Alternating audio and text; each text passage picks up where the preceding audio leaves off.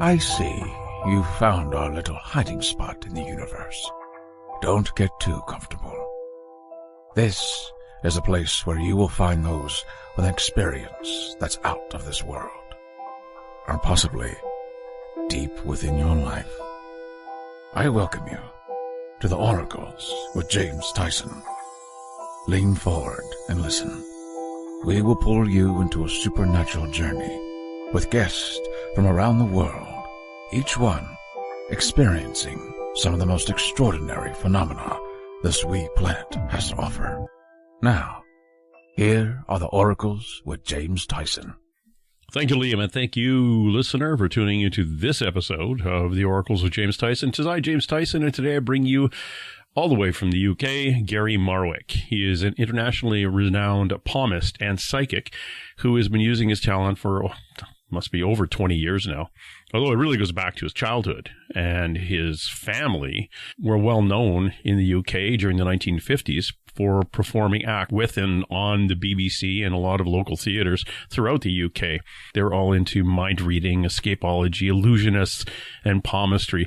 And face it, Gary's read the hands of thousands of people from around the world. In addition, Gary is a Reiki Master, a teacher and spiritual healer. He's also a qualified clinical hypnotherapist, past life regressionist, and runs his own workshops on the law of attraction. He's appeared on numerous television and radio programs throughout the UK, has write-ups in newspapers all over the place. In fact, we're going to talk to him briefly about when somebody handed him a print of a palm years ago and ended up being that of Barack Obama, way before Obama became president of the U.S. He has written and completed his first book, which is available on Amazon. It's called Now It Begins, a comprehensive self-help book that draws upon his personal testimony and professional guidance and the best of New Age thinking, basically empowering the people to take control of their own lives. Talked to him briefly on that. And talking about palmistry, which is an interesting subject to have to do basically over a podcast where you can't see the picture of somebody's hand. So I want you to look at your own hand as we're going along with this. Or if you have the opportunity to listen to this while you're on your computer, go to palmistryinhand.com. That's palmistryinhand.com. That's his website. He also has a Reiki website called reikiinhand.com. And he's got a hypnotherapy. His law of attraction website is called hypnotherapyholistic.com, but not to confuse everything. Stick with the palmistryinhand.com, and that is Gary's website, and we'll be touching a little bit on what he does and how he got into reading palms and how we go about doing that. We're also going to talk a little about his experiences growing into this intuition and when he started reading palms. Not like his grandfather, who ran away and literally joined the circus at a young age and became a entertainer and illusionist and doing the escapology stuff or the escape work, kind of like Houdini in the U.S., doing things like that off in the UK back in the 1950s. So let's see if we can open that line of communication up with Gary, who is in his nice suburb of London, England in the evening, and me in the morning out here on the south left coast of Canada on a cool fall morning. Gary, how are you doing? I'm very fine, thank you, James. Really nice to be with you on your show, actually. Very nice. Well, thank you very much, and it's nice to be chatting with you on the other side of the planet. It's good you're not having to stay up too late to do this, so it works out in an evening in London and compared to a morning here on the Canadian lower left coast. Sure, yes. Yeah. And how's the weather there at the moment? Cloudy and cool. It's probably about 8 or 9 degrees Celsius, patchy clouds, low cloud. It's very humid. A couple of really nice days out on the motorcycle on Sunday for a big Christmas toy run and had really good weather. Well, really good weather. It's 14 degrees or 13 degrees possibly. And if you're listening from the U.S., that let's see, double that and add 32 is in the 60s. So chilly, but you dress for it. Hey, you were just before we came on air, you were saying that you and your partner had gone to the Tower of London yesterday. Yeah, I thought I'd better get back quickly for this, meeting with you, and spent the whole day in the Tower of London, not locked up. Bear in mind, we had free to visit, and I haven't been inside the tower for since I was a child. I've been around the grounds. Very fascinating, actually. We saw the crown jewels passed down through centuries from different kings and the queens, and a lot of executions took place there with even royalty, as well as I think the last execution was the German spy in the Second World War, actually. Really? Yeah. Funny enough, there wasn't a lot of, there wasn't too many torturing, not much torturing going on there.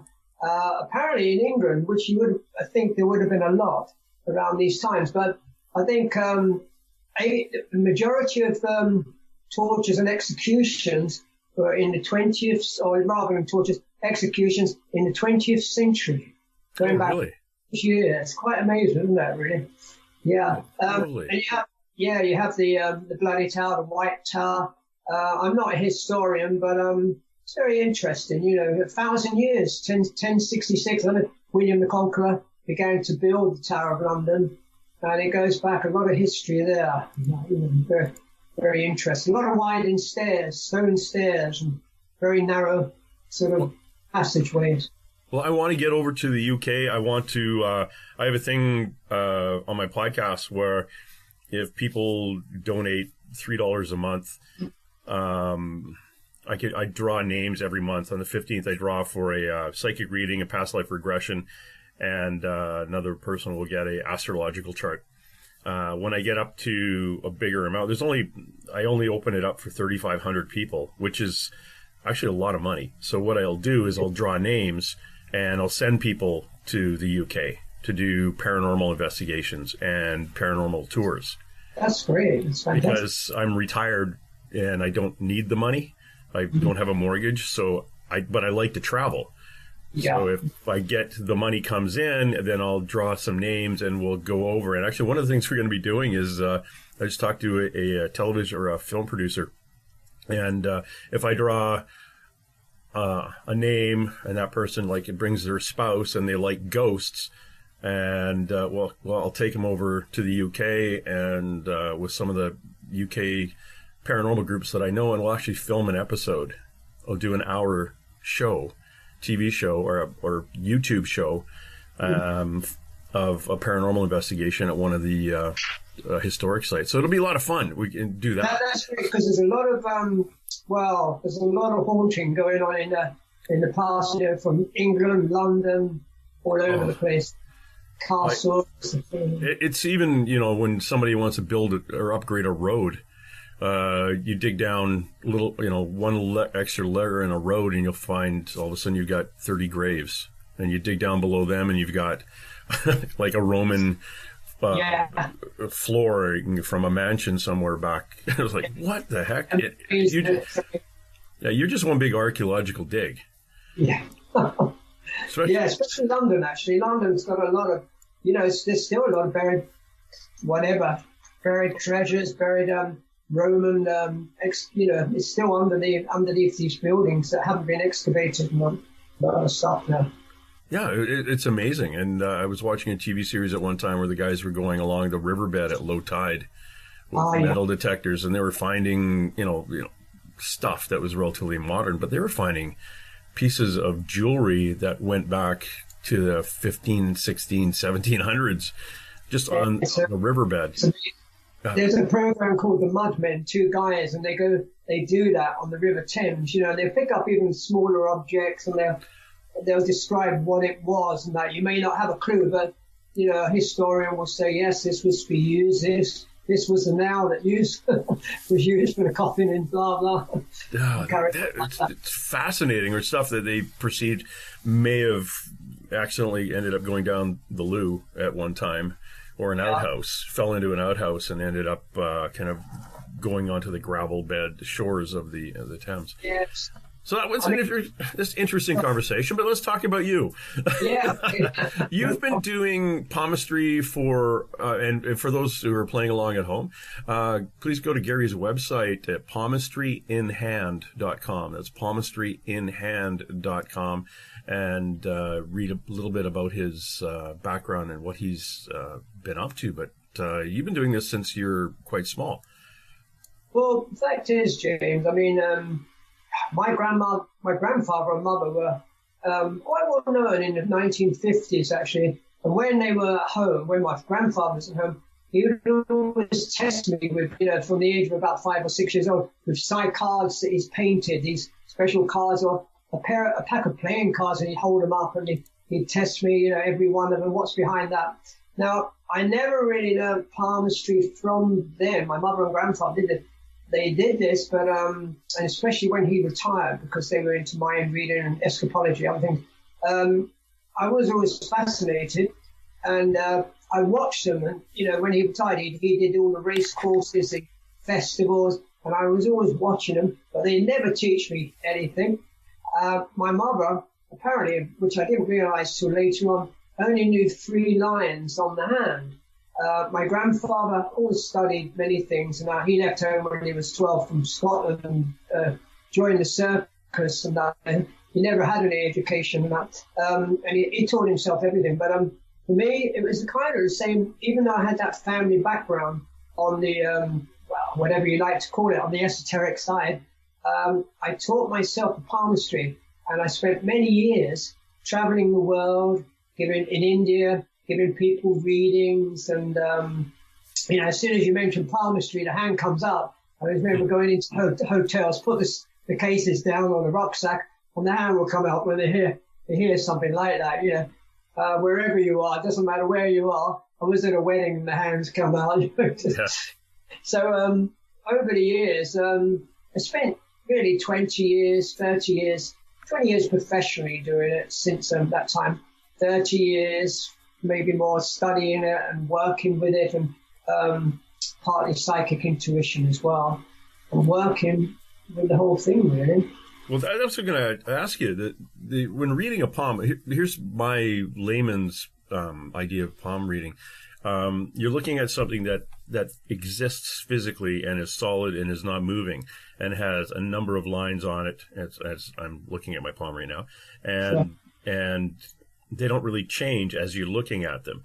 So it's like looking at a text or looking at something written, and you go and you just translate that, or you say, "Oh, this is what it says," because you're reading the lines. But when there's the intuition part, when you actually do the reading of a palm, you are just reading what is said, are you not? Yeah. Well, there's a misconception. To begin with, James, that both the hands, the lines change, and they can change as little as within 3 months, maybe weeks, sometimes more. Depends on the person, what's going on in their lives. Sometimes people have a lot going on in their lives, much faster. So maybe the lines would change a little quicker, depending on what's going on. Nothing's static. The only things that stays the same. As far as we know, are the fingerprints. That's how, in the turn of the last century, the Scotland Yard, the detectives were able to use those fingerprints for the criminals to catch them. And they're using that in the same way now with the digital, as well as other things. They're using that in a digital format now with the fingerprints and that. So, but palmistry goes back 5,000 years. Even in the Bible, I think Moses said to his chief men, he said, right now go out and find chiefs of each tribe. They said, how will we know that? He said, you will know by the signs on their faces and in the palms. There's many things in that. But so the lines do change. I myself I'm kind of more clairsentient. So I work on, you could say, a scientific, an artistic, psychic basis, with the intuition, which I've studied a lot of the lines and even the fingerprints, the nails on the hand, the health. The doctor would look at the nails to see the different colours, the spots, the different colour. Black spots could indicate malaria. Not always, but, there's different signs and that kind of yellow, jaundice, hepatitis, stuff like that. So you look at the back of the hands, you look at and then you go the shapes of the hands, the characteristics. This is the shapes are the way the fingers bend.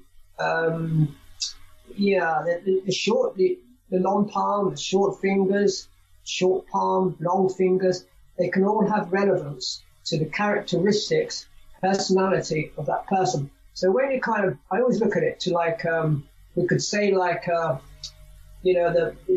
outer edge, we have mounts just under the fingertips. Now these could be the mountains. And then you have the heart, the life, the headline and the lifeline, 3 major lines. These are formed from 8 weeks after birth. And you could say they are the A roads. And then you have the finer lines, the B roads. Or you could liken it to rivers and the seas and that flowing. So everything is kind of flowing. There are many people that they call themselves hand analysis, and they would work more on a logical basis, not so much using that intuition. Now, with me, it's kind of weird because my mother once said to me, you won't know what's working for you. And it's kind of true. I just read the hands, and sometimes it might be intuition. Sometimes it may be coming from what from the lines, and I'm quite methodical. I'm methodical, quite a methodical person, but I would use that intuition, and that's more clairsentient, what I'm really feeling, what I've been given. Sometimes it might be, could be clairvoyance, clairaudience, but I'm more of a clairsentient. So as I'm reading the person's hand, I'm feeling my way, but I'm doing it so quickly, and as a matter of fact, that I'm not quite sure what's kicking in at the time, if you know what I mean. Yeah, which of your clairs are kicking in. Yeah. Yeah, exactly. and where are you getting the information from? It's when I was told, I showed my hand to somebody who is a wannabe palm reader, and I have this weird X at the base of my hand, where these 2 lines intersect. Sorry, where? Down in here, I have an X. In here, on the radio, I'm saying, right in here, I have an X. And she said, oh my God, very few people have that. That means such and such. And I looked at it and was like, yeah, I have no idea if you're right or not. But there are interesting things. When I find other people who have that, we're very similar. Okay. Or similar in intuitiveness and things. Characteristic, yeah. I mean,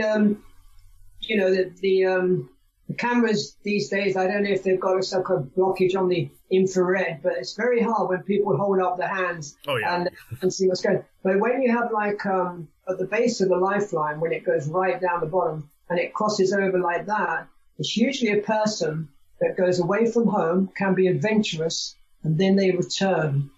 That's a fork, usually a fork, if that's what you're referring to. I don't know. Right at the base of almost at the base of the hand, and right at the base, and it kind of goes out like a fork. It depends, crosses on their own. They can be setbacks, they can be hazardous, or they can be kind of could indicate mediumship, clairvoyance. Yeah, it's interesting that one that comes down and crosses the lifeline. It goes quite a ways up, almost to the little finger, so it crosses the other 2. That's your health line. If it goes right up to the little finger and touches the lifeline, that's the health line.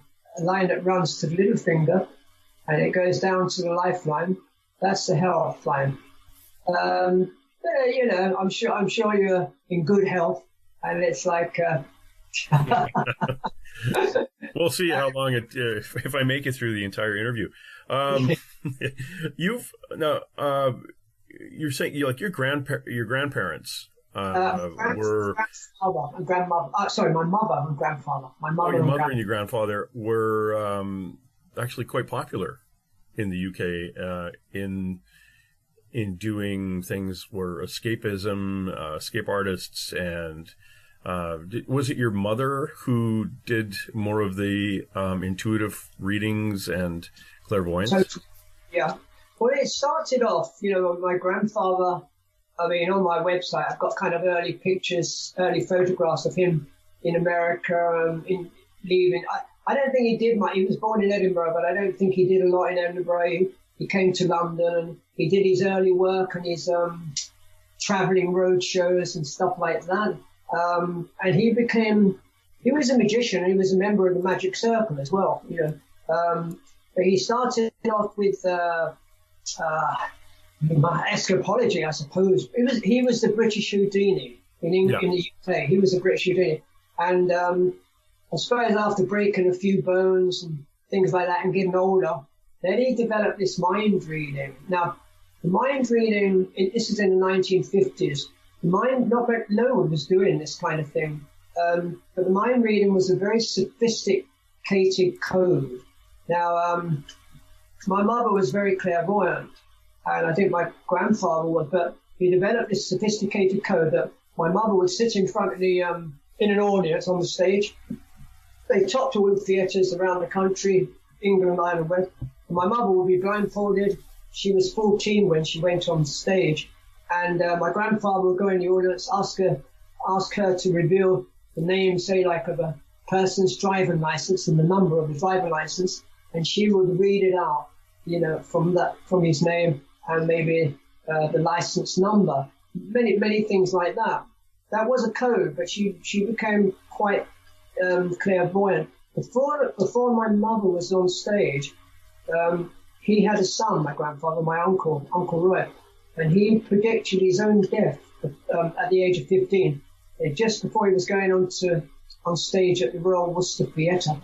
Kind of could have been an aneurysm, went to his brain, and then he died in that year at 15. So my mother kind of relaxed, a little bit reluctant and very shy of the limelight. My grandfather sort of being an authoritative kind of person, put her on stage, and she had to develop this, that was a very intricate code as well. But she was pretty, probably before that, because her brother was like that, very psychic and that, So it ran through the family there. My grandfather said one of his ancestors was doctors, a witch. I don't know which one. Oh, wow. So it's gone on good.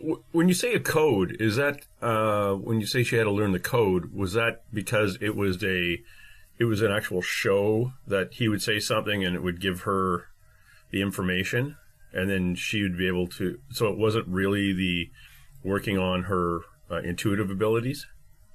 I think a little bit of both, but there was no doubt about that. That she was very psychic. But I guess like all shows, they run how they run. They have a method to get through it. Yeah, they have the workaround to basically entertain, because that's what the job is. Exactly. He was an entertainer. He was a showman.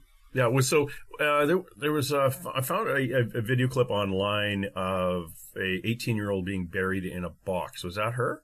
Okay. Well, in my 1953. That was my mother had done this kind of thing, but she thought that was a bit of a silly act, and it was my grandfather, what he called his adopted daughter. Okay. I think that she used to live with us when I was a kid, and that she lived with. But I don't know. I think that made her quite ill being buried. I don't think she was too healthy when she came out from that box.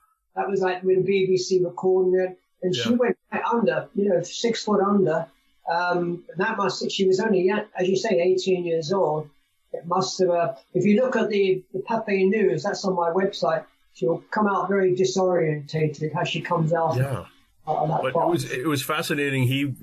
Somebody had a book and he read a line in the book. With her on that one, yeah. And then she had a microphone in the box and said That's what right. the line was. So it's fascinating. But as you say, he was an entertainer. This is what he did. He was the showman. Yeah.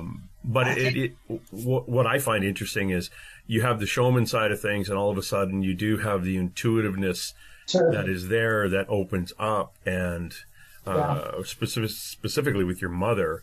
And it's my gut feeling, and this is how I look at things when I talk to people who have gone through these things, is that once you start believing at a certain age that this is possible, the dam kind of even opens more. And if your mother got into the place where, yeah, this does work, and then the gifts keep coming and they expand. Exactly. And why do you start this in the beginning? Maybe you're kind of that way inclined. You have those feelings to actually begin to do those kind of things, with the shows and everything like that in the beginning. So it all runs along in that sense, for sure. Yeah. Now you, as a palmist, is that a word? Palmist? Yeah. Doing palmistry. It's not your only divination. You actually do hypnotherapy, and you take people through past life regressions, correct? That's correct. Yes, I do. When did that kind of come up in your life? When did you start doing that? It's kind of weird, James. From an early age, all this stuff came to me. I was always kind of a spiritual person, not knowing what that really meant. I always believed in magic, but my grandfather, being a magician, he just used to make me hold rubber chickens and pieces of rope. And I'm thinking, this is not really real magic. I was thinking that I could move objects with my fingers and things like that. And I could do that, turning the glass upside down and move it in on more on a seance sort of stuff. Anyway, it started off when I was very young. I kind of heard rumors about hypnotherapy and stuff like that.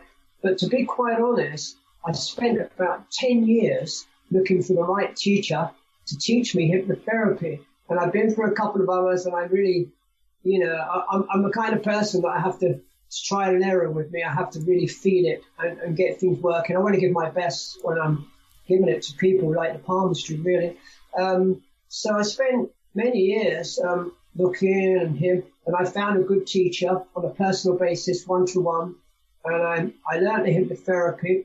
And that sort of fell into place. And then with the past life regression as well, that kind of just took over in a sense, and I've been doing that ever since, really.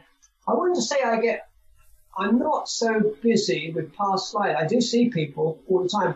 I wouldn't say I'm totally busy, not like palmistry, because I think people are quite weary, quite skeptical, and especially in the UK, we hold back a little bit, we're a bit more reserved and that kind of thing.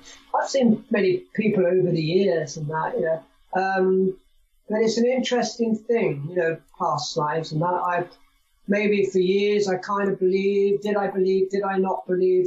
I have no doubt now, that I have no doubt at all in my belief, personal belief. Have you ever had one done? Well, the weirdest thing is, when I was training to be past lives, the teacher actually said to me, I think you might be you're going to analyze a little too much because I'm in training, really. And the weirdest thing is, I picked up, I'm sure 100% I picked up the teacher's past life and not my own. And it was just so weird. It almost looked like her in the, it was just very weird. It went back to the Viking times in villages and very basic times. And that didn't feel like it was mine. But I've had a couple of meditations in psychic groups and that. And maybe more than that, but on two occasions I've seen myself as a Native American Indian. Now, the first one was I was a young guy, and I was carrying like a wooden bit of rope with a wooden stretcher behind me. It was either a sick person or an elderly person. Couldn't see who it was, and I was carrying it through the village.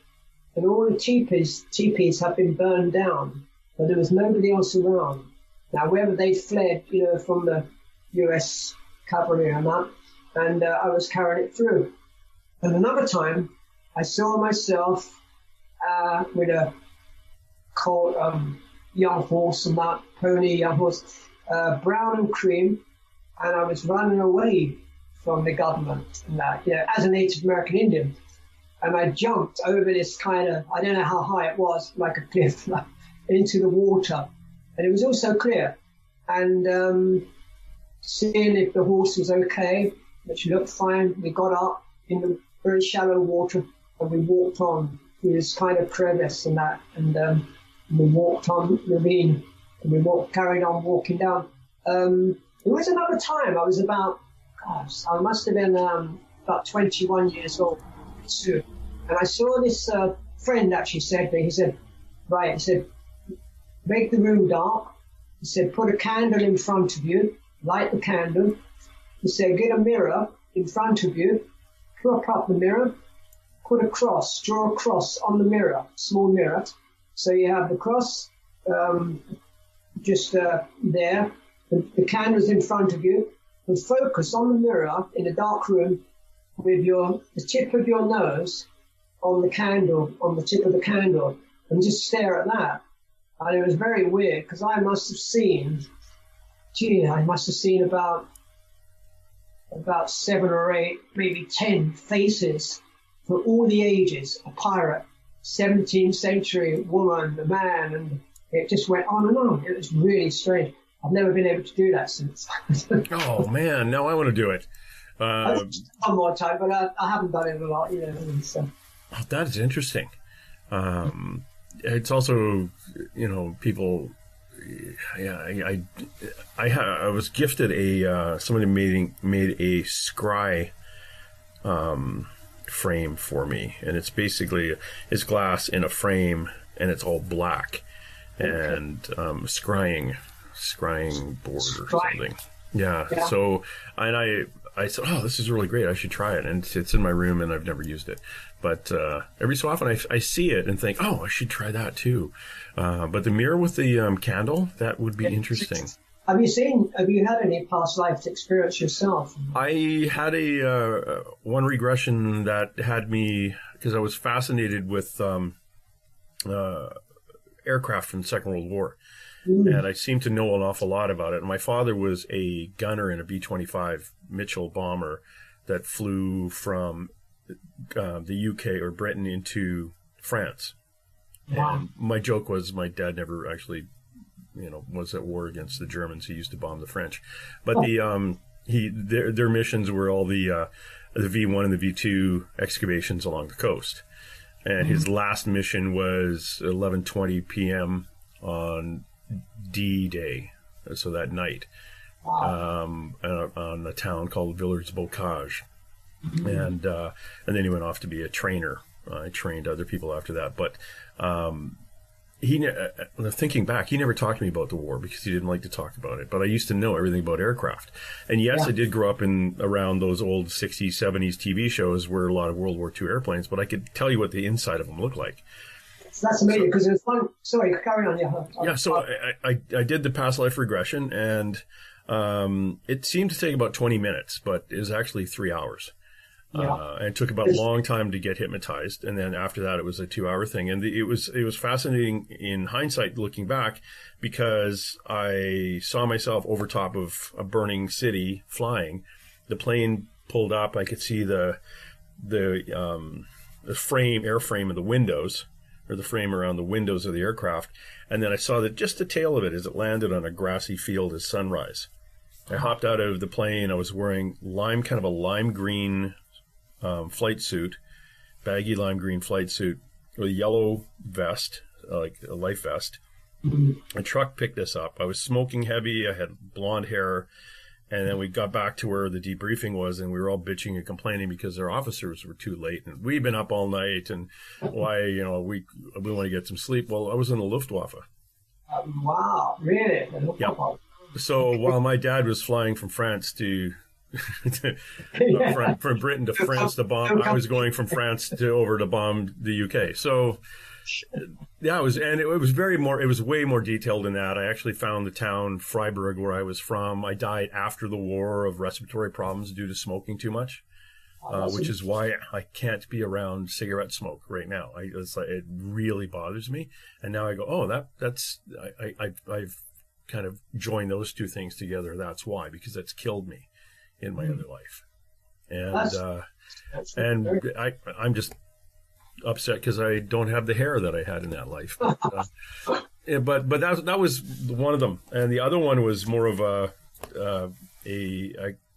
got a glimpse at what started off. I thought it was going to be a past life thing, but it was more of another life as opposed to not a past life.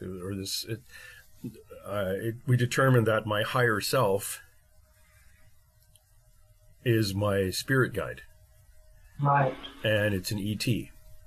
So my higher self is an ET, and I actually went to the planet this being lives in on. And yeah, it was amazing. That was a real eye-opener, because years ago I was told that my spirit guide was described as being looked like somebody from Egypt from 30,000 years ago, and had never been terrestrial. And it went right over both of our heads, the psychic and myself, that if you're not terrestrial, you're something else. And yeah. a shaman looked at a photograph I had at a paranormal conference, and there was a bunch of energies behind me, and he looked at it and says, "Oh, your spirit guide's an ET," and he walked away, and I went, "What? What do you mean? What? Derek, get back here." He goes, "Oh, your spirit guide's an extraterrestrial." I've written a book, still got to be edited, should be out next year, and it's about someone who goes back through 3 lives.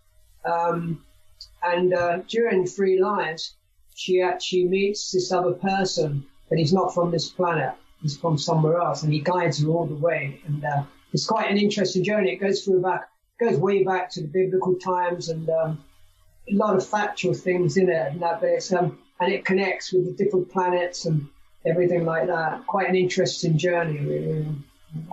That would be interesting. Especially the things that I'm bumping into, especially doing this and going to conferences and talking to people who are woo-woo like us. I'm learning a lot more, and I think this is one of the reasons I have the show is that yes. I just have way too many questions, and I just want to talk to people who have possibly more answers than I do. Now, to get back into your palmistry, and if you just tuned in, we're talking to Gary Markwick. He's a palmistry guru out of, I shouldn't say guru, out of the UK. Look at his website, palmistryinhand.com, and you can learn a lot about Gary. In palmistry, Gary, I've seen those big, like, posters with all the lines on it and all the arrows pointing at various things. Kind of getting back to the, or what I perceived at the time was like the stagnant idea of where the lines are, and they don't really move. But since you've told me that they do kind of transient. They are a little more transient on your hand. How and again, just going back a couple of thousand years of people reading palms. How do you know when you're reading and you're looking at those and you're actually seeing the lines, and in your training and your practice, being able to say, "Oh, this is who you are"? Are you reading who they are at that specific time, or do you give them a little bit of history, and do you actually say, you will have a long life, or you're going to get hit by a bus on Wednesday, kind of thing? It's I try not to go down the path. Yeah. It's better not to be on better be in the house Wednesday. Oh, look, your line just changed. That's good. When you are doing a reading for somebody and you're going through the basics of it, on how basic this art can be, or this science can be, when you're looking at it, how do you receive the information? You said earlier that it was some of it was intuitiveness coming through. Sometimes you almost like it's a channel, but when you're doing the physical reading, is it a pretty basic? I guess so. I mean, I would start off looking at the basics of the hand, and that, like I said, the shapes and everything. Now, this is forming the sort of characteristics of the person, or what forms showing me their characteristic. And there are many kind of shapes and signs that will give a weakness to the character, strength to the character. For instance, I would explain, when you look at your thumb, now you can have a wasted thumb. So right in the middle of the thumb, it can go in like a waist, like a human body. It can. Now, if that's wasted, that person can be very diplomatic in putting their words across to the other person, like, speaking well. But could be indecisive. Now, when there's what we call a phalanx, there's a line in the middle of the thumb that goes right across. If you're looking on the palm side of the hand, on the hand, there's a line that goes right in the middle there, the middle phalanx. Now, if that's kind of so you take the top half of that, and if that's very short, and the bottom half is longer, that person will be. You see it a lot on teachers' hands. They will be thinking too much. They think a lot. Maybe this is the logic. The bottom half is the logic. The top half is the will. So there's a lot of thinking, not enough action there. They could be an active person, but they're definitely thinking a lot. So these are basic characteristics. Now Napoleon, he judged his men by the thumb. He judged his generals by the thumb, because a strong thumb is leadership and stuff like that. Julius Caesar looked at the back of the hands of the person to judge them, because if it's quite coarse with hairs, they're pretty. It could be an aggressive person, quite strong, and that sort of thing. So there's many ways and the characteristic on the thumb side, underneath the thumb, below the thumb, that's your Venus. So like passion, strength, love, and stuff like that. On the opposite side, the percussive side, this is the moon. And that can be intuitiveness, so that can be dreaminess, intuitive, creativity on that side. So we can liken it a little bit with astrology, like each finger. The first finger is Jupiter, second is Saturn, third is Apollo or sun finger, and then a little finger, pinky, is Mercury. So you have all that in combination. Although they don't, we're not really working towards astrology or correspondence, they can just show a little bit like that. So these are the basic characteristics. So I am using, before that person sits down, actually, I kind of know their characteristics. I know their character. They could be coming across the street, and I kind of know them. Sometimes I think, oh my God, this is going to be a hard one. So I'm like, okay, see how it goes. Yeah. I just know that characteristic. I've always done that as a child. I think people used to frighten me when I was a kid, certain people, because I could feel their energy and see their energy in their person and that. It's kind of weird that. And it's taken me a lot over the years to balance that, I guess, to actually be able to work through that without being opinionated, because there's a lot of people out there with problems, issues, and they won't disclose it. So they can block their energy to when you're giving them a reading and that, and it can be quite difficult. I mean, this is more in the past when I used to be in like market areas and I would see up to 30 people a day, and it was like a conveyor belt, one after the other. People from all over the world, so different characteristics and that, But once you kind of break through that sort of barrier, and they're laughing and joking, and it all opens up really. But it's quite difficult at first if you're not sure. You think you just got to work through this and give them that reading. But in general, I can pick up, being intuitive. I will pick up their character, not even trying. It's just automatic. It's there. You know how it works and that. Oh yeah, it's intuitiveness. I was a member of the Royal Canadian Mounted Police for 28 years, and in hindsight, going back, I can really see the times where I looked at somebody and I knew everything about them, and the way I dealt with them and the way I responded and the way I talked to them was based completely on who I saw they really were. Yeah. And there are other policemen. Again, this is hindsight. Where I'd be one of the other policemen would be yelling and screaming and saying that the person was extremely bad because he robbed the bank, And I would come up and talk to the person like he was just my neighbor.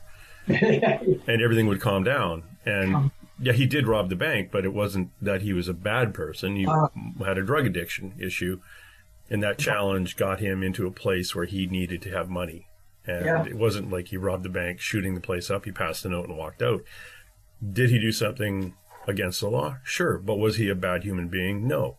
And you saw that straight away. That person. I could feel it. So when I spoke to the person, I didn't speak to the person as a quote unquote bad person. I talked to them as a person that was broken. Yeah. And my supervisor once wrote me up a thing saying I was very empathetic to people, and as a result of that being empathetic, a lot of they would basically tell me their whole life story, the suspect, and I get an idea of what was going on. And when I wrote out my court documents to process them through the system, it was all based on helping them as opposed to punishment. So it was, it worked out really well for everybody involved, the victims and the accused, and I never got too stressed out about dealing with these people. But it's interesting how you can see that when our brain allows us to see it. I think you hit the word there, the empathy, and being empathetic. You're giving a person time, and you're open and you receive it. But just out of interest, when I was younger, I always wanted to join the Royal Command, the Royal Mounties. Yeah. I always fancied doing that. Never did. You should have. You could have come out. Actually, we had Edgar Allan Poe's son. He was in the very first. Was it Poe or I can't remember now. It was somebody. It was a famous English writer or poet who, the very first Royal Canadian Mounted Police in 1873, because back in the day, back in the 1800s, if you had two sons and you were kind of an upper class Brit, everything went to your firstborn son. And you kicked son number two out the door to go fend for himself, and usually they'd show up over in the Americas, and it was Poe or anyway, I can't remember now. But he was in the Northwest Mounted Police in the 1870s, and along with a whole bunch of Americans who were Civil War veterans. They put a ad out saying, if you're a good horseman and have some military background, we're looking for a group. So the Royal Canadian Mounted Police were made up of people from the UK, Americans, and whoever else could ride a horse. It was very cool. You teach palmistry, don't you? I do teach. I run 10-week workshops online. I did one to Florida actually a while ago. It takes a lot of dedication, You've got it. It's like learning a language. You can learn stuff. I can teach you in 10 weeks, and you'll have the base. You'll have the knowledge to be able to give readings and that. No reason why you shouldn't. But it's a dedication, and I'm beginning to wonder, how many people are really dedicated to carry it through afterwards, after they've learned it. I don't know. I mean, I'm not. I do a lot more readings than I teach it, and that, but I do teach it, and I'm doing it more on a personal one-to-one rather than in groups. Actually, I like to teach on a one-to-one level. It gives that real. I run workshops, law of attraction, more on a personal development. So I'm really working on those one-to-one levels as well now. And, people get more out of that and that. So I teach it, and I will go through the basics again. It does help if they can use their intuition. We're all psychic. We all have that ability. It's opening up, really. And some are very.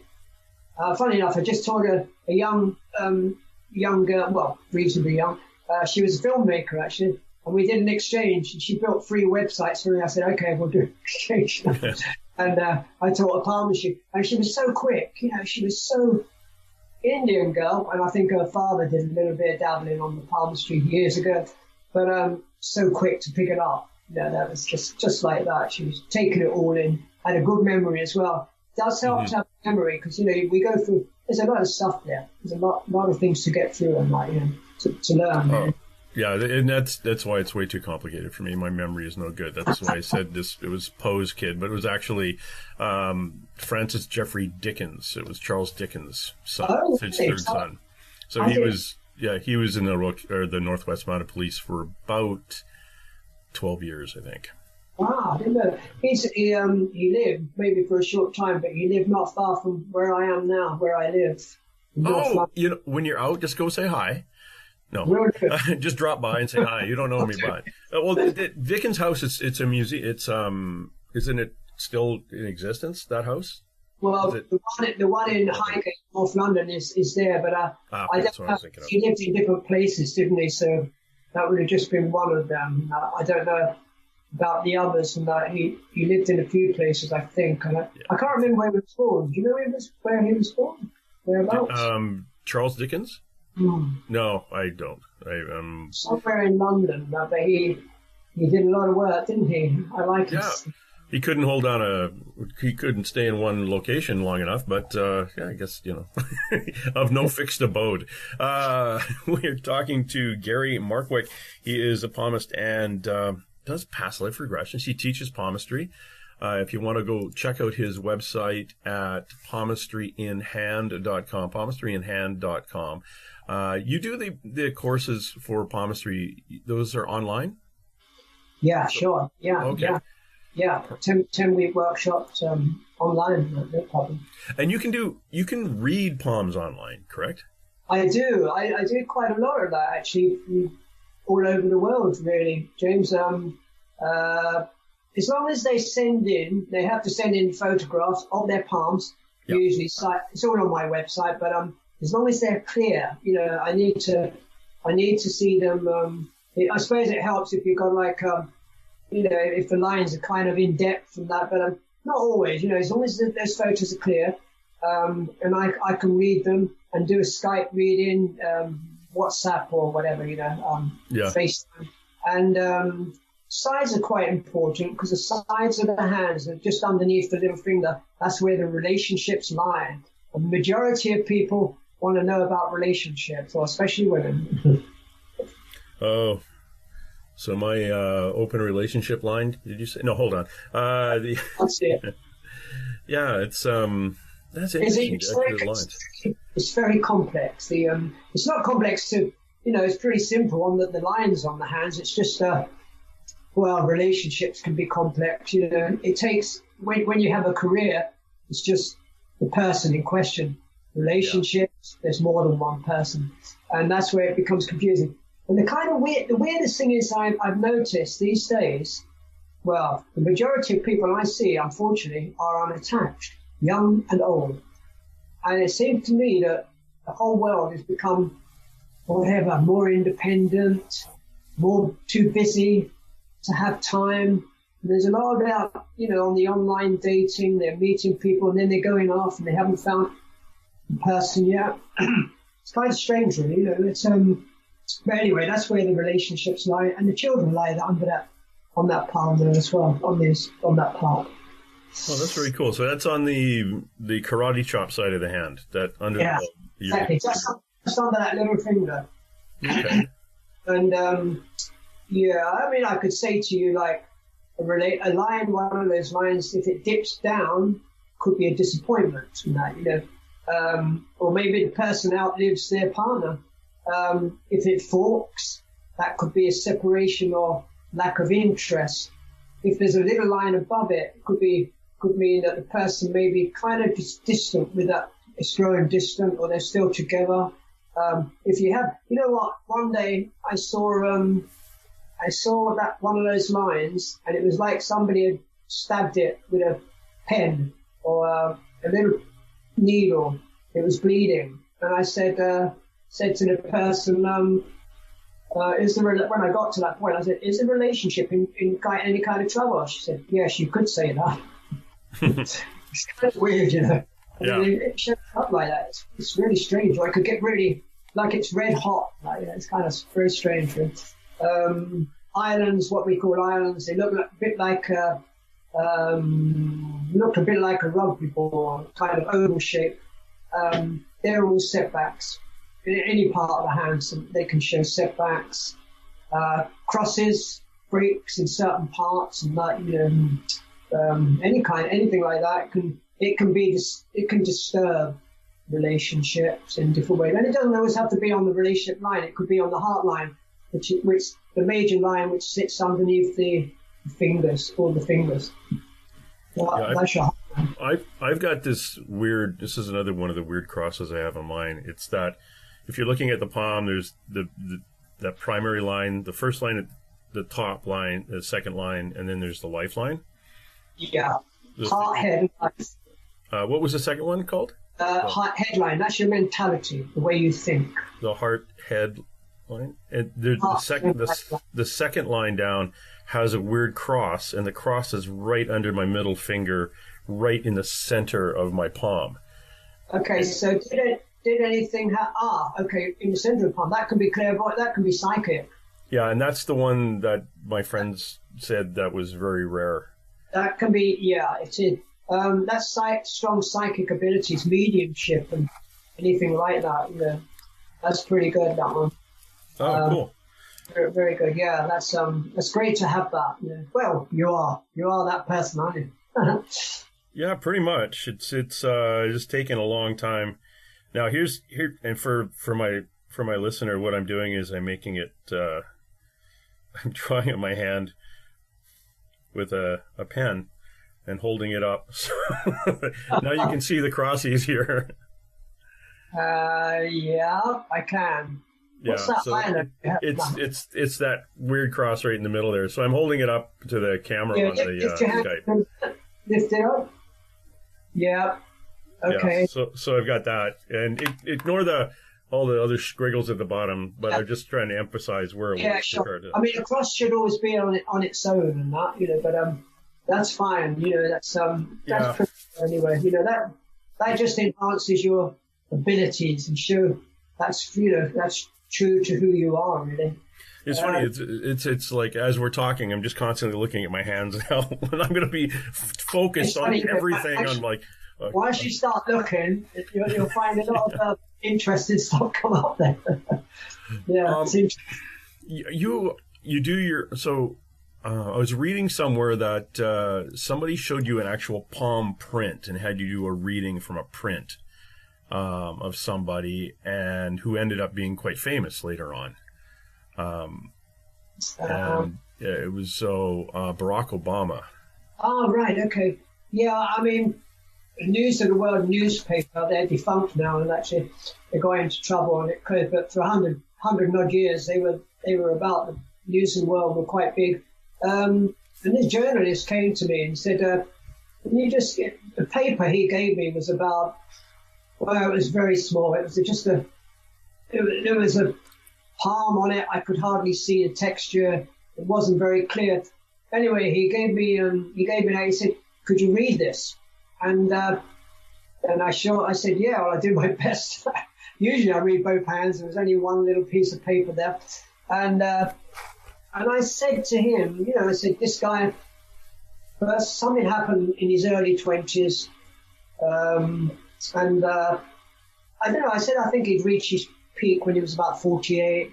And then the journalist asked me after, he said, do you know who this was? Do you know who this is?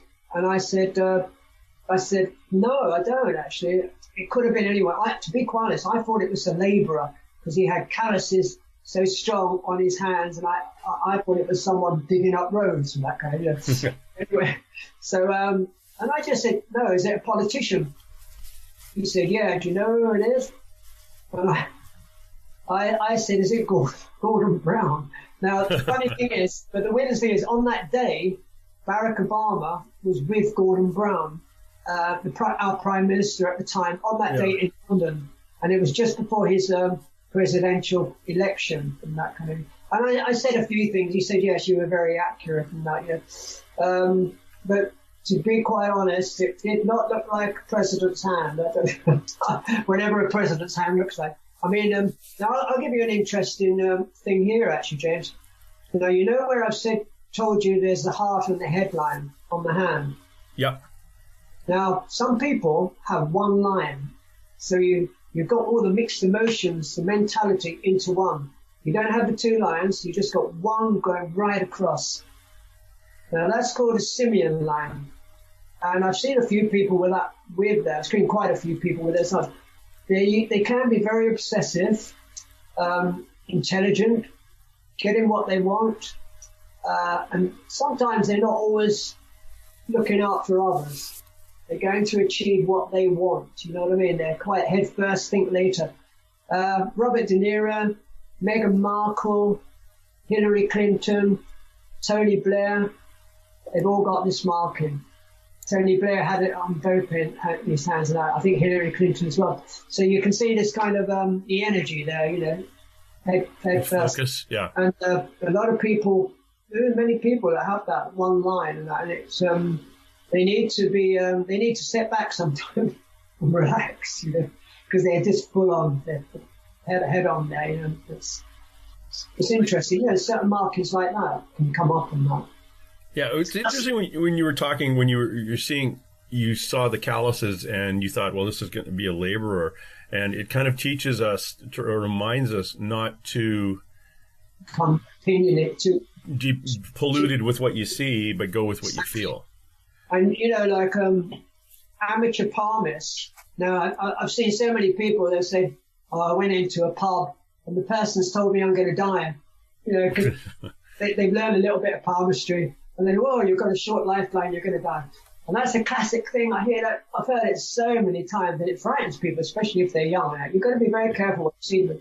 So it's a bit like Sherlock Holmes. You're putting all the pieces together of the puzzle. You're piecing it together, and through experience and not being too opinionated and forming conclusions in the beginning, and just allow it to develop, you know, shape that picture. I mean, there are certain things, you know, like I said to you with the simian line, that can be, that shows that kind of characteristics and that kind of, you know. But there are other things that you've got to be, especially with health issues, you know, you've got to be very careful. There's a lot of people in India, you know, I've got old palmistry books, 100-year-old palmistry book, Indian palmistry, but they'll say, if you have this marking, your husband will surely finish you off with an axe. If you have this other marking, you will surely drown by sea. You know, that kind of thing. Okay. quite heavy, really. And when I first learned palmistry, it kind of scared me. You know, thinking, oh my God, I've got this marking, I'm going to die. I've got this marking, I'm going. You know, so it's so easy to get the wrong idea. And I almost stopped doing it. I think. I said, I don't really want to carry on with this. You know, it's too scary.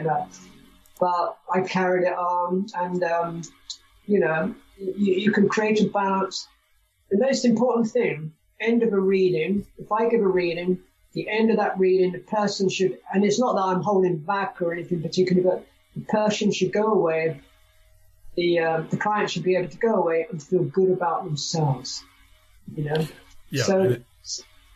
So I'm picking out negatives. I would never frighten anybody. I would never tell anyone they're going to die.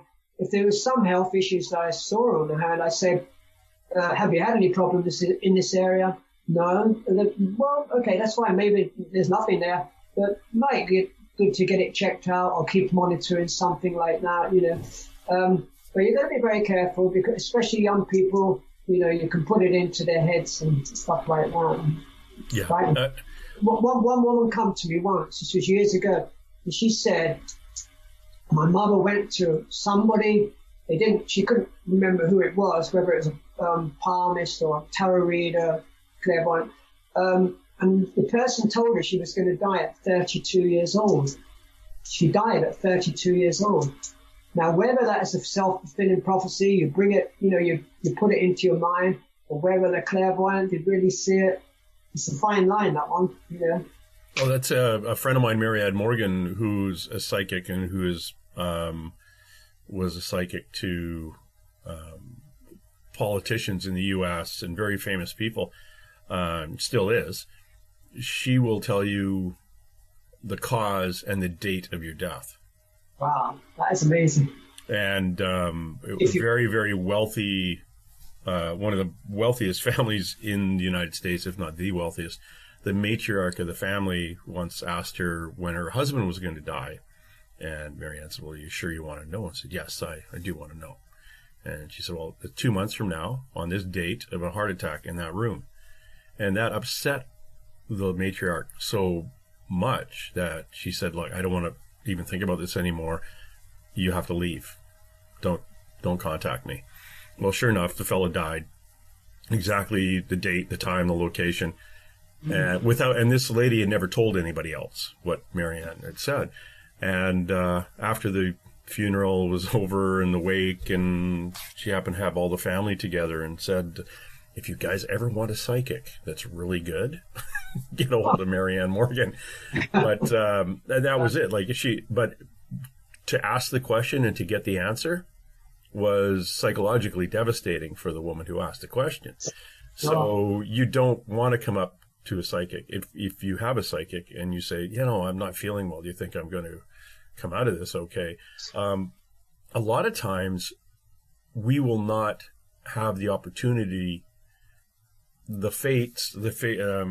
our lives, our energies will not put us in a position to have a psychic when you have that question, because you are not supposed to have the answer. No, certainly not. No. Yeah. I mean, it's funny enough, talking about the Tower of London earlier, a couple of, they did a little show with the actors and that dressed up in the costumes outside on the tower, and I think the name was Elizabeth Barrett or something, and she was a nun, and she told Henry VIII, he was going to die, so that was her lot. They executed her. Yeah. He died, I don't know how soon afterwards, and all that kind of thing. Yeah. And I think the strange thing was, I think the last person to be tried as a witch in the UK was a Scottish woman. What was her name? Duncan something. And she was in I lived in Portsmouth. Anyway, she said to someone, the woman, she said, I see your husband under the sea, and he's trapped. He can't get out under the sea and that. Anyway, so about, a few days later, there was a knock on her door. These two guys come up, and they said, how do you know about this? This is after the war, I suppose, or just during the war. How do you know about all this? And what it was, these young guys were all trapped in a submarine under the water, and she saw it, and she was tried for witchcraft. That was quite late. That was in the 1950s, I think. Good Lord. It's quite late, actually, yeah. Quite strange. Yeah, that is weird. A friend of mine who's a Montana Jordan, she has relatives in her family who, I think two of them, one died in jail and the other one was executed in the Salem witch trials. Wow. And my mother's side of the family, again, we were talking earlier off air about Ancestry.com, they arrived in Plymouth and Salem in the 1600s. And that's the intuitive side of my family. So I keep thinking, oh my God, they dodged that bullet or dodged that rope or burning stake, because that would have been the intuitive side of my family showing up in North America in the 1600s. So yeah, it was an interesting time. But to be charged with that in the 1950s. I think it was late 50s as well. The late 50s, yeah. Quite late, which is quite incredible, really. I mean, it's quite amazing how you traced your ancestry back to those times as well. Really. Oh, like thank the Mormons for recording all that information, and again, all the little churches back in the day where they kept the records of everybody in town and who was born and who died and who was baptized and who married who, and to access those records was interesting. And then every so often you might get somebody hung. Actually, this is kind of funny too. James Tyson, the name that I go by here, Tyson is my father's middle name. Right. My surname at birth is Brown, James Brown. Okay. But rumor had it there was another James Brown out there, so I used the Tyson.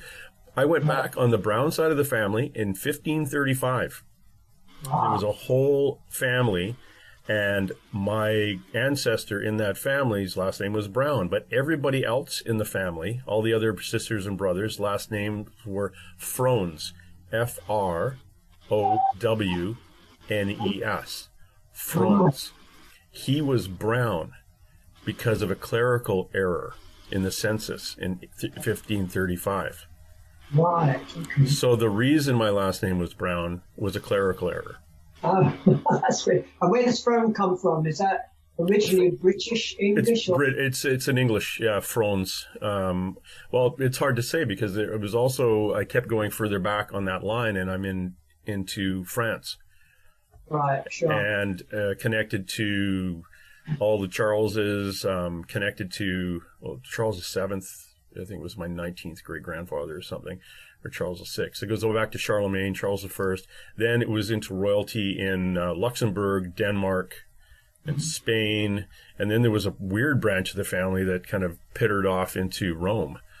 And some guy who was a nobleman who worked or ran a little outpost in what area would be Tunis now, where they used to kind of monitor the barbarians coming through into the Mediterranean. So because there is historical records of these humans, there is a connection, so they can keep following it back.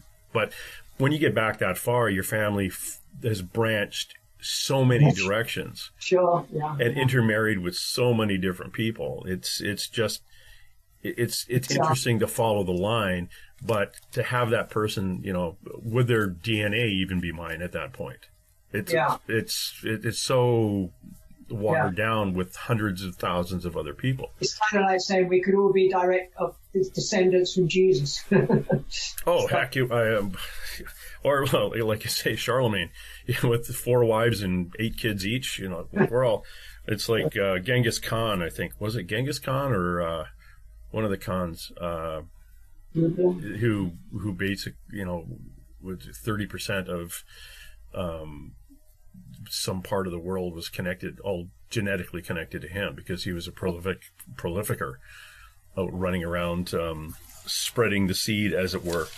Hey, what do you think now? Like, before I let you go, I got to ask you this, because if you probably as a kid, not a kid, but as you started off, you may have worked at a few of these places. But I always think of the palm reading as something you do on the boardwalk in Blackpool, and along with all those other people who are there reading palms for £5. And I did do that a little bit, yeah.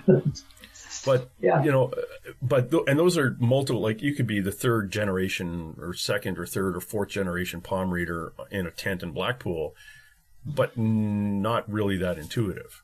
Well, we should skip the palm readers, go right to the psychic people who claim that they're psychic there. It's, and I think it may give people who are intuitive and really good palm readers a bad name, because of that kind of that conveyor line or conveyor belt full of people just in there tapping your wallet as opposed to tapping spirit. Yeah, like I was saying earlier, it's like, I think when people get into this kind of thing, there is something there anyway. They believe it, and there is something there. There are gypsies that could be very spot on, but maybe they will just tell you something to get the money and that kind of thing. So it's a fine line. There are people even here in London. I've stopped about 3 or 4 people parting with their money, £600, $800, $1,000, just because the person's gone up to them and said, they told them something, maybe, with the palmistry, and said something very spot on, or maybe, they picked something out, and the person's down on their luck. They're quite shocked about it. They work on them a little bit more, and they say, the classic thing is, and I hear this all the time, you've been cursed. I hear this from different cultures all the time. You've been cursed. I can help you. It's going to cost you £2,000, but I can help you. This kind of thing. And I've stopped a few people going that far as well, because they've been down. One woman come to me. She was recommended by a friend, and that came from the other side of London. And she called me and she said he wanted £600. I said I didn't have the money. He said just leave your iPhone there as a deposit. But she didn't. She walked away. Now she said she hadn't been in work for 3 years. I said, look, just come and see me. I don't know who you are. Just come and see me and I'll have a look. And she came to the house, actually. I looked on her hand. I said, I don't know. I said, to me, this work should be happening now. That was on a Friday. Monday morning, she got a job. Amazing. Yeah. You know what I mean? So yeah. It's the fear that people put into others as well, and that kind of thing. It's a self-fulfilling prophecy. And there's a lot of charlatans out there. Maybe they could be quite psychic, but greed overtakes manipulation and stuff like that. One of my friends, Kevin, his ex, her mother was a brilliant psychic. Most likely still is. I don't know if she's passed or not, but really, really, really good. Like spot on, ethical, the whole bit. And her daughter, who is also gifted, is the best way of putting it is she's lazy. she is gifted, but she's putting on the airs of without actually tuning in, and can't understand why she can't make money like her mother did, and so, but she's not really helping people. So she's got so many blocks in her own spirit that she's not being allowed to connect with other people and damage them. Exactly. The altruism is the greatest thing. I say to children, and said, what do you want to do? They say, I don't know. I said, go home and use something. But I said, the greatest things, it's like a triangle. I said, the first thing is helping other people. That magnifies. That's the greatest reward. And it comes back. Second part is doing what you enjoy doing. And the third part is finding that uniqueness within yourself, doing it well. Perfect.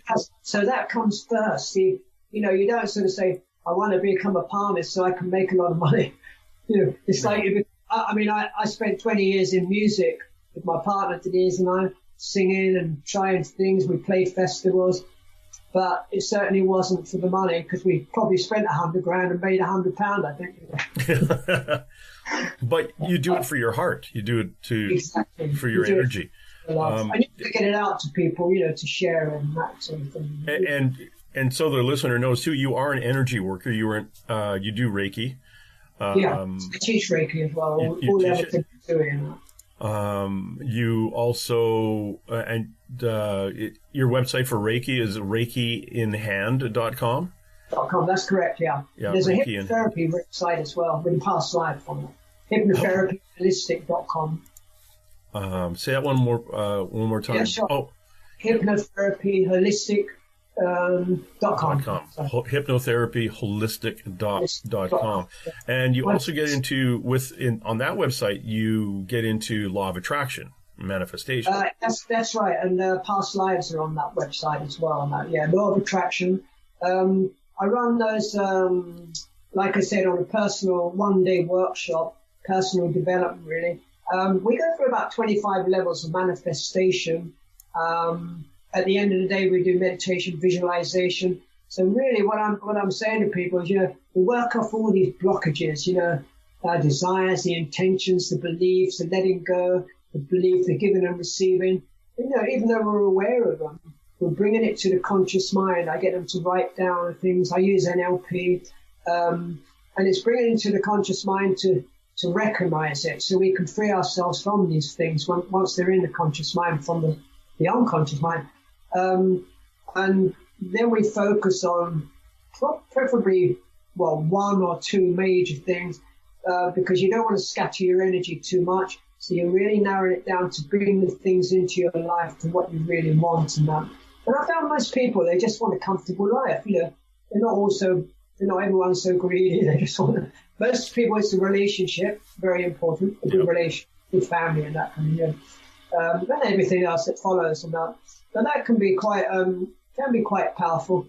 I spent many years I spent 2 years at a college learning NLP, neuro-linguistic programming. And I didn't use it for about 12 years, although I did use it a little in the palmistry with people.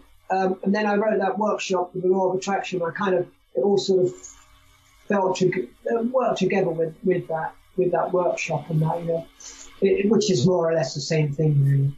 Anyway, and then I wrote a book from the law of attraction.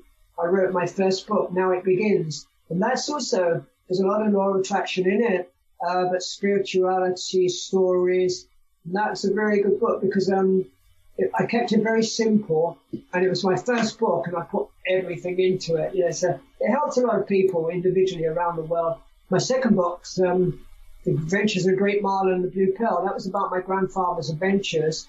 I got carried away a bit. It goes from his documentary into his life, and it goes into a fictitious sort of life of he meets a Romanian magician in the circus, and the Romanian magician teaches him everything. So it's kind of based on fact and in fiction, and he goes and finds enlightenment.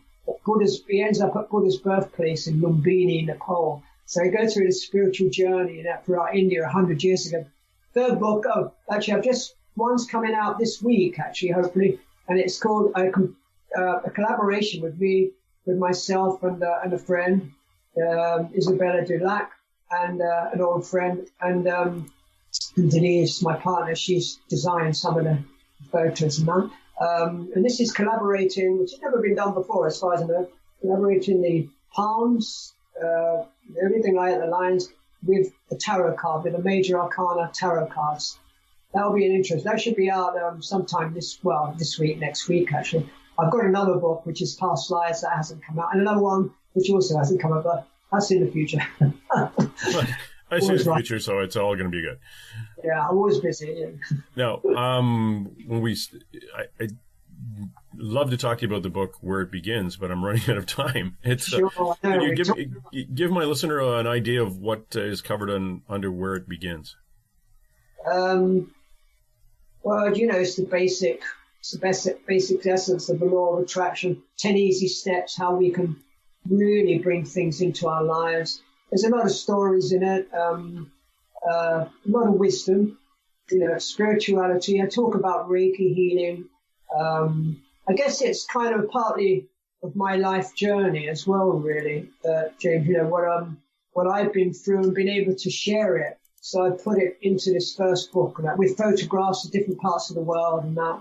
And it just really did feel right. Strange enough, when I was writing that book in the very early stages, I never get this kind of thing, but I get it in other ways. And I was meditating on this crystal ball in my healing room, and I had this message: draw this kind of a triangle, like a half a pyramid, like that, and rings around the pyramid. And I'm thinking, why am I being given this? It just came. And then I said, who are you? Who's giving me? She said, the woman said, my name's Marina. I said, where are you from? She said, I'm not from this planet. I'm from Alpha Centauri, which kind of helped with my third book, actually. Anyway, when I put it together, it was an angel. And it was kind of like with the wings, the circles, it turned out to be I use it on my logo, and some of the things might be on the website, and in all my books, I use it as a logo now. And it was kind of really a great auspicious omen. It just really just put the book together. It was quite amazing, really. Channeling. Yeah, and that book, you could, if anybody wants to look or try to track it down, just Now It Begins. And just Google Now It Begins Markwick, and you'll find a number of different locations online where you can get that. Exactly. Amazon available, .com or .uk. It's available worldwide. Yeah, and remember, if you buy from Amazon, Gary gets about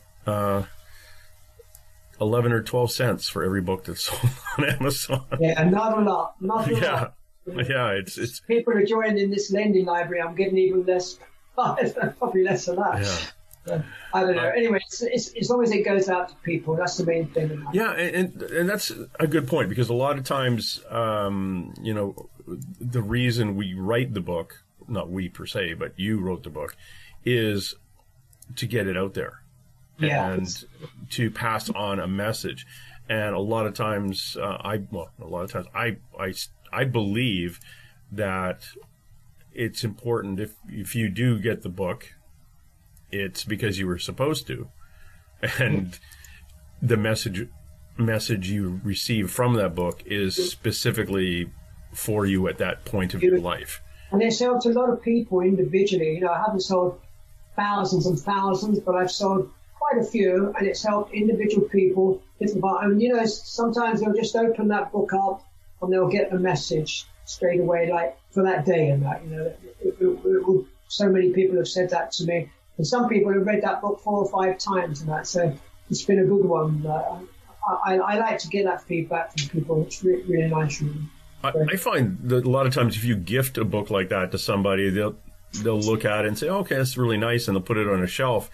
And when it's time, it's like the seed was planted, and now for some reason you're going to start reading it. It may not have been the week you received it, but it may be coming in the future. But you just needed to have it sitting on the shelf. Yes, that's very true. Actually, you never know when that time is needed to pick up that book. You'll be guided towards it. And you talk about things in the book. Basically, when people get caught in that, like, kind of trapped in that cycle of negativity, and hearing a lot of can-nots when, you know, they haven't really seen the can-dos coming, which are there. So they get trapped in kind of that little whirlpool of negativity, and once you point it out, exactly, you open the eyes. You totally open it up, and it's not. You know, I like to keep things very simple. I believe the world, we should be keeping everything simple. It kind of gets a bit twisted sometimes, and everything becomes too complicated. You know? And so the essence of that book is, to me, the truth is simple in the sense in that. Yeah, one of the biggest things my bosses used to say, or I guess the bosses I used to have in the mounted police, it was a KISS principle. Keep it simple, stupid. You know, don't overthink things. Just here, this is the easy one. This is the basics, and our training was chopped. All the fat was taken off of it, and if you had to learn how to do A, then that's what you got taught. Yeah. You didn't have to learn all the juggling that went along with it and all the pretty stuff. You just had to be able to walk away with knowing A. Yep. And so keep it simple, stupid. Once we analyze too much, you know, it's like the intuition. The intuition comes like that, as a spark. You don't know where it's coming from, higher self, and then you start analyzing it and you lose it. You know, and then you become confused. You know, it was this way, which way am I going? Instead of really bringing that intuition through to the heart, because we can analyze things too much with the mind. And that causes a confusion, maybe even tell us lies. When we work it through to the heart, we can get to know what's really true to ourselves. And it's a long journey. That's a long journey from the head to the heart. Not everyone makes that. Yeah. And a lot of times when you do finally make that journey, there's no reason to be here anymore and you get called home. Yeah. So take your time, experience all this stuff on your way from Heart to Head. Yeah, it's great. We've been talking to Gary Markwick. He is a palmist in the UK. Actually, he's a palmist around the planet. If you want to look up anything to do with Gary, please go to his website, palmistryinhand.com. Also, he's got a Reiki website, reikiinhand.com. And again, hypnotherapy, past life regression, and the law of attraction at hypnotherapyholistic.com. Yeah. Gary, thanks very much for your time. I know it's well, I shouldn't say it's really getting a pleasure to speak with you, James, and keep up the psychic work and the interview, and you're doing a great job around the planet. We all need it, huh? Yeah, we do, don't we? Thank you very much, sir. And I'll probably reach out to you again because I'm sure I have way more. That's it. Let's roll. And hey! Let's be careful out there.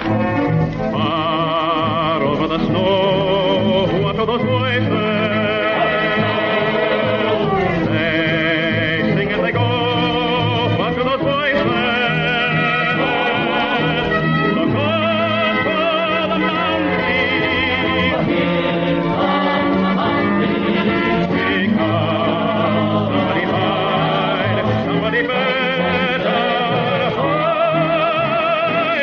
through the hail, like a pack of angry wolves on the trail. We are after you, dead or alive. We are out to get you, dead or alive. And forget your soul. If you're the one, better run away. Son, you are done. Throw your gun away. Here come the Mounties to get the man